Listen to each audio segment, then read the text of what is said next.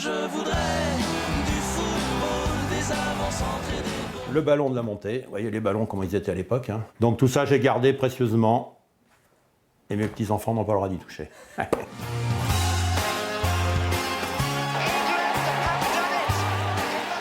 Plus de 20 ans après, Jacques Tondu, l'ancien président du SCO, préfère retenir la montée que la saison suivante en Division 1, calamiteuse à tout point de vue.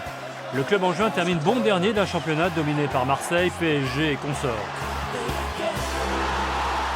On a voulu renforcer l'équipe avec 4 ou 5 joueurs de niveau D1. Hein, Bruno Germain, Eric Péan, Thierry Olésiac, Galtier, entraîneur de Saint-Étienne maintenant. Et on s'est trompé. Ça a été un bien pour un mal. On dit souvent un mal pour un bien, mais là, ça a été l'inverse. Un bien la montée, mais pour un mal, parce que derrière, la gestion de la descente a été très compliquée.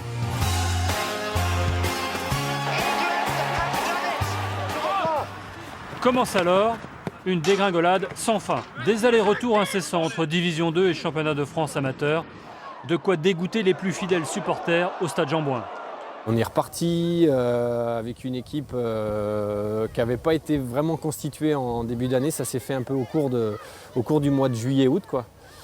D'ailleurs, on avait commencé à 8 à l'entraînement, donc ça avait été spécial. Angers SCO, un univers impitoyable pour ses présidents et surtout ses entraîneurs. Dernier en date, Jackie Bonnevert, remercié après 6 mois d'exercice. Des entraîneurs, je crois que ça doit faire 12-13. Alors sur des demi-saisons, des qui partent, qui reviennent, c'était assez risible maintenant, parce que sur le moment, nous, ça nous faisait pas rire, parce qu'on ne savait pas sur quel pied danser, on ne savait pas où on allait sportivement. Le Sporting Club de l'Ouest qui s'agite surtout côté coulisses, avec la bagatelle de 10 présidents en 20 ans.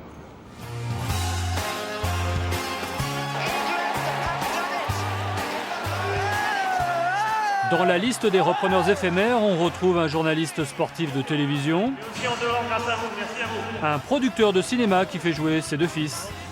Enfin arrivera Willy Bernard, plus jeune président d'un club professionnel à 28 ans. En termes de résultats, je veux dire, le club a quand même s'est assis correctement en Ligue 2. Et bon, il a mis les bases à ce qui arrive aujourd'hui.